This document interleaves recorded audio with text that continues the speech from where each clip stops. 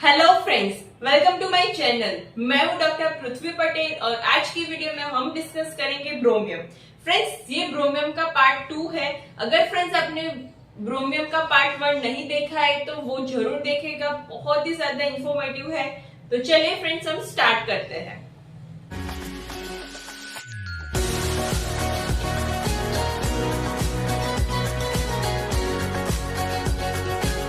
तो फ्रेंड्स, ब्रोमियम की सबसे ज्यादा जो इम्पोर्टेंट स्फीयर ऑफ एक्शन है वो है रेस्पिरेटरी सिस्टम। फ्रेंड्स, हमने पार्ट 1 में उसकी जो एक्शन है ग्लैंड पे वो डिस्कस किया था। और फ्रेंड्स, आज की वीडियो में हम पूरा रेस्पिरेटरी सिस्टम ऑफ द ब्रोमियम देखेंगे।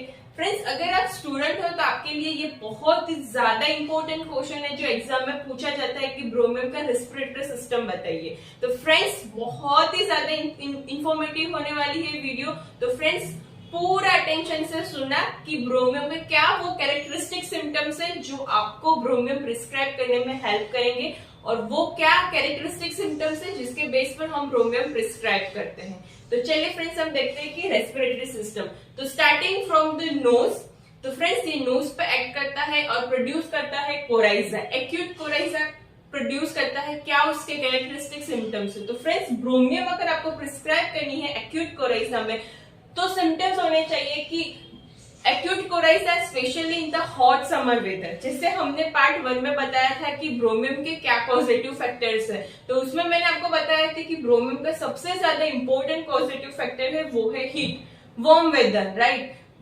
Complaint start from being overheated और bromium is the summer remedy. तो उसका जो कोराइजा है स्पेशली समर वेदर में देखने को मिलेगा।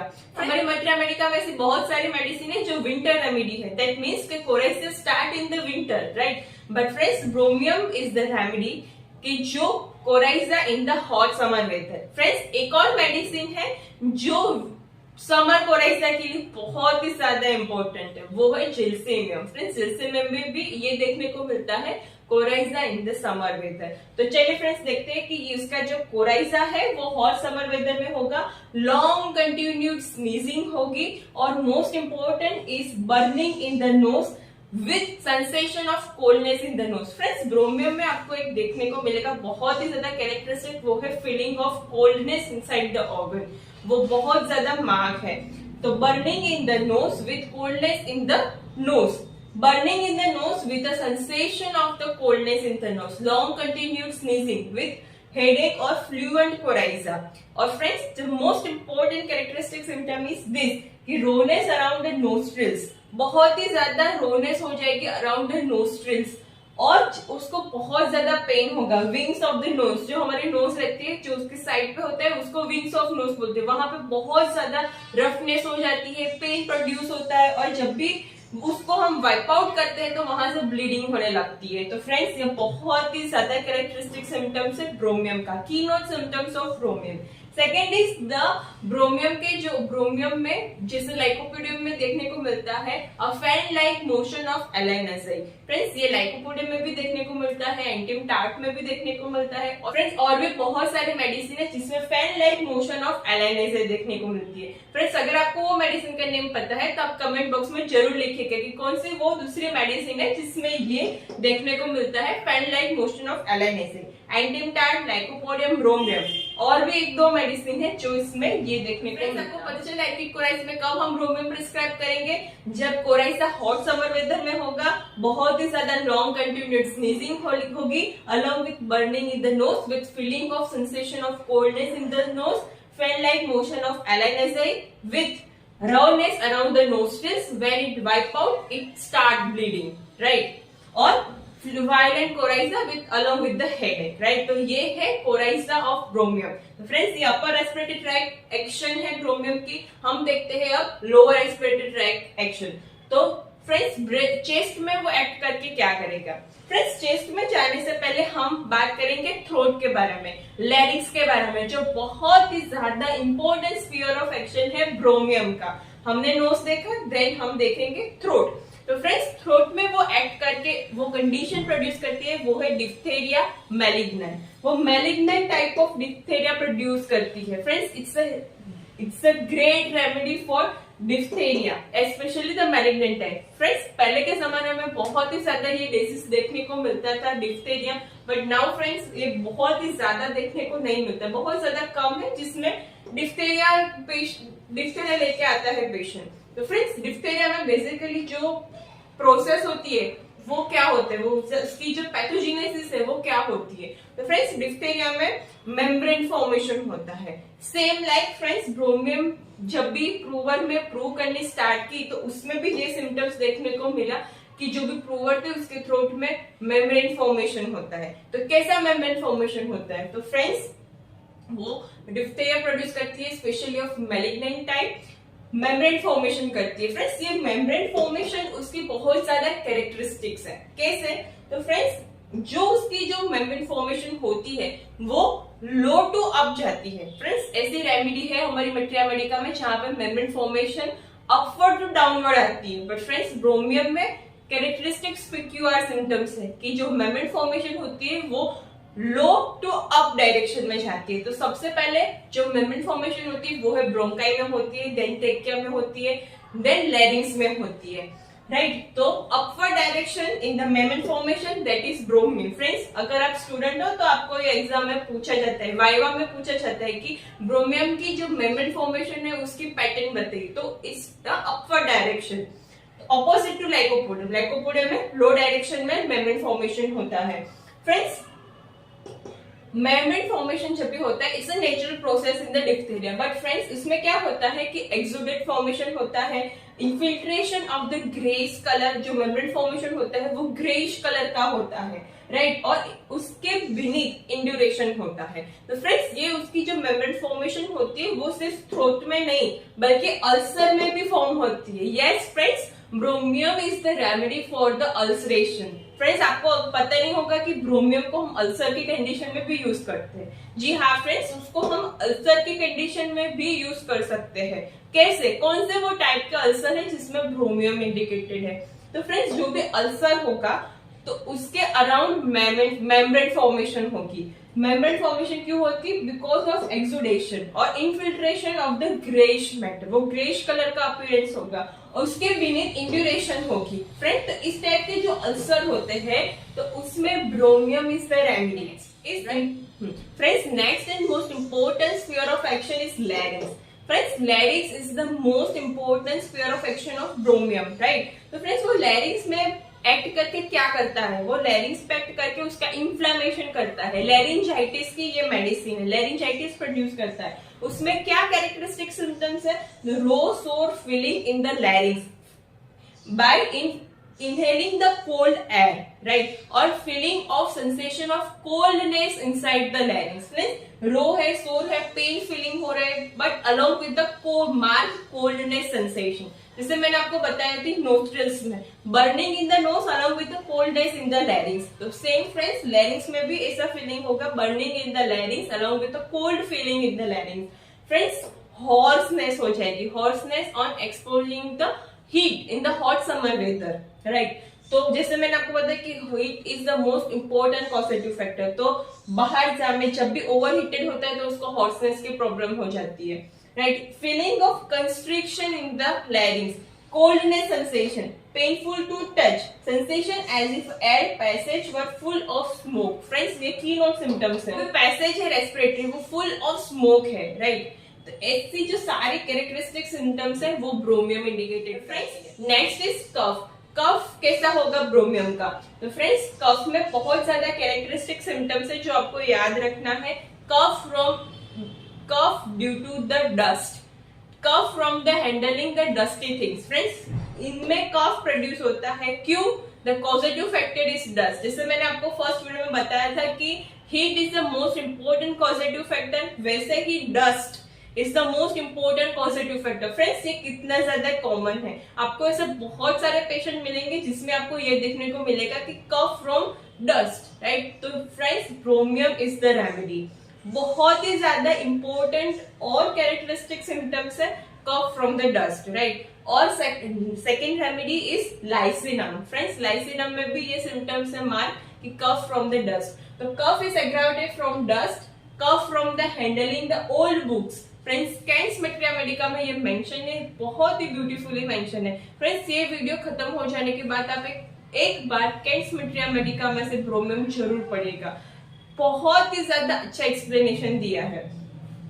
तो cough along with hoarseness, sneezing, peeping cough, especially in the hot summer weather with membrane formation. Friends, this cough in the hot summer with the along with उसके जो characteristic symptoms है उसके वो अगर आपको मिलता है तो bromium is the remedy, that is the totality of the bromium. Friends bromium bronchitis के लिए भी, न्यूमोनिया के लिए भी इंडिकेटेड रेमेडी है। Pneumonia specially the hepatization of the lower lobe. But friends जैसे मैंने आपको बताया कि उसके कैरेक्टरिस्टिक सिम्टम्स मैच होने चाहिए, राइट? तो उसका जो कफ है वो आपको याद रखा है, cough from the dusty things, cough from dust, cough along with the cough there is a sneezing, hoarseness, especially in the hot summer weather with membrane formation। में जो सबसे ज्यादा कॉमन साइड इफेक्ट होती है वो है left side of the body. तो friends इसीलिए उसका जो न्यूमोनिया है तो hepatization of the lower lobe of the left lung, right? उसकी जो प्रोमिनेंट एक्शन है वो लेफ्ट साइड है। जैसे मैंने आपको फर्स्ट वीडियो में बताया था कि उसकी जो प्रोमिनेंट एक्शन है वो ग्लैंड पे है, तो पैरोटिड ग्लैंड में बहुत ज्यादा मार्क एक्शन है, स्पेशली वो अफेक्ट होगी लेफ्ट साइड की। फ्रेंड्स वैसे ही डिप्थीरिया की कंडीशन है तो स्पेशली वो देखने को मिलेगा लेफ्ट साइड में। Friends in the ब्रोमियम the most prominent side is affected is the left side, right? Friends next is chest. Friends में बहुत ज्यादा इंपॉर्टेंट और कैरेक्टरिस्टिक एक्शन है, वो क्या है? वो कफ प्रोड्यूस करता है। कैसा कफ प्रोड्यूस करता है? So cough is like a rattling sound in the chest but no expectoration। Friends ऐसा आपको पता है कि कौन से दूसरे मेडिसिन में देखने को मिलता है? Rattling cough with no expectoration. Friends अगर आपको पता है तो आप कमेंट बॉक्स में जरूर लिखिएगा कि कौन सी वो इंपॉर्टेंट रेमेडी जिसमें rattling sound along with the no expectoration देखने को मिलता है। तो फ्रेंड्स सेम उसी मेडिसिन की तरह ब्रोमियम में भी ये देखने को मिलता है अलोंग विथ सफोकेशन फीलिंग।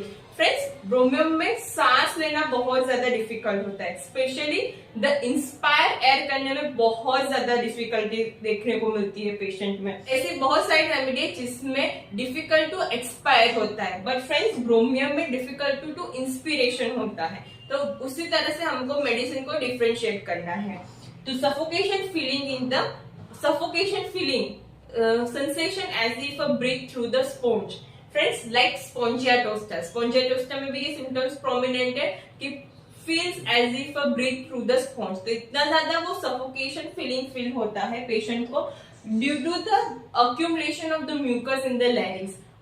लैरिंग्स में बहुत ज्यादा म्यूकस अक्यूमुलेट होता है, उसकी वजह से पेशेंट को सफोकेशन फीलिंग आती है, बहुत ज्यादा डिफिकल्टी हो specially in the inspiration of the air में, right? Friends is the remedy for the sailors asthma. ये बहुत ज्यादा कॉमनली पूछते हैं एग्जाम में कि बताइए the remedy for the sailors asthma.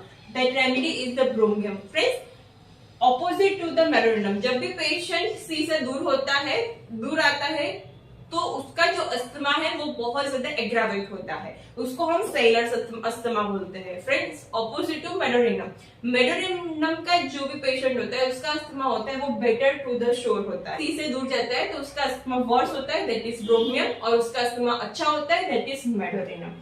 Friends ये बहुत ज्यादा इंपॉर्टेंट है। Inspiration is a deep. Friends deep inspiration, patient को टाइम टू टाइम उसको डीप इंस्पायर करना पड़ता है। क्यों? बिकॉज उसको बहुत ज्यादा डिफिकल्टी होती है इंस्पिरेशन ऑफ द एयर में due to the spasms of the glottis and accumulation of the mucus in the larynx. Is yawning with dyspnoea. Friends dyspnoea के साथ आपको अगर योनिंग देखने को मिलता है that is the bromium, right? तो फ्रेंड्स आपको पता चला कि कौन से वो कैरेक्टरिस्टिक सिम्टम्स है चेस्ट में। तो फ्रेंड्स चलिए हम एक बार रिपीट कर देते हैं। तो rattling of the cough in the chest with no expectoration, suffocation feeling as if a breathe through the sponge। suffocation क्यों होता है? because the accumulation of the mucus in the larynx, right? inspiration is difficult for the ब्रोमियम patient, इसीलिए उसको deep inspiration करना पड़ता है। remedy for the asthma, sailor's asthma aggravated at shore। Right.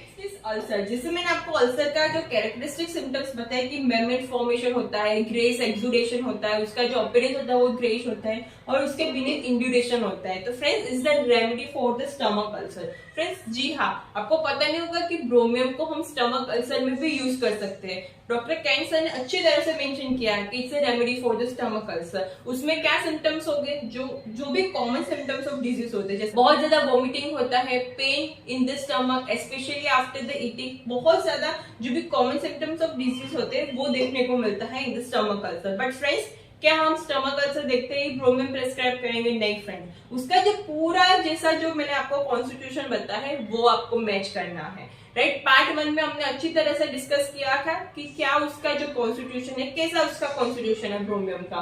तो friends, अगर वो आपको मैच होता है तब भी आप फ्रेंड्स स्टमक अल्सर के लिए ब्रोमियम प्रिस्क्राइब कर सकते हैं। इंपॉर्टेंट इस हार्ट पे उसकी जो एक्शन, फ्रेंड्स उसकी कीनोट में मेंशन किया है, is the remedy for the hypertrophy of the heart specially in the gymnastic. Right, तो आपको याद रखना है कि जो भी जिम करते हैं, जो भी एथलीट्स होते हैं, उसमें अगर आपको हाइपरट्रॉफी ऑफ द हार्ट देखने को मिलता है, you can think about ब्रोमियम। Right, next is friends, इसमें कीनोट मेंशन है haemorrhoids with black stool. Friends, it's a remedy for the haemorrhoids along with the black stool अगर आपको मिलता है तो you can think about ब्रोमियम। But friends, इतना symptoms देखते ही आप ब्रोमियम प्रिस्क्राइब करेंगे? नहीं, उसका पूरा कॉन्स्टिट्यूशन, उसके जनरल सिम्टम्स, उसकी मोडालिटी, उस सब भी आपको मैच करना है, तब भी आपको ब्रोमियम प्रिस्क्राइब करना है। Last is modality. क्या उसकी मोडालिटी है? तो from the hot weather, warm room, warm weather, overheated, right, और अम्यूरेटेड फ्रॉम द मोशन और एक्सरसाइज। आपको ये वीडियो बहुत ही ज्यादा इंफॉर्मेटिव लगी है? अगर फ्रेंड्स आपको ये वीडियो इंफॉर्मेटिव लगी है तो इस वीडियो को लाइक करिए। अभी तक आपने हमारे चैनल को सब्सक्राइब नहीं किया तो सब्सक्राइब कीजिए। मुझे कमेंट में जरूर बताइएगा कि फ्रेंड्स आपको ये वीडियो कैसे लगी है, आपको कौन सी मेडिसिन पे वीडियो चाहिए, मुझे वो भी कमेंट बॉक्स में जरूर बताइएगा। मिलते हैं नेक्स्ट वीडियो में फिर एक नए इंटरेस्टिंग मेडिसिन के साथ। तब तक के लिए stay safe, stay with homeopathy. Thank you friends.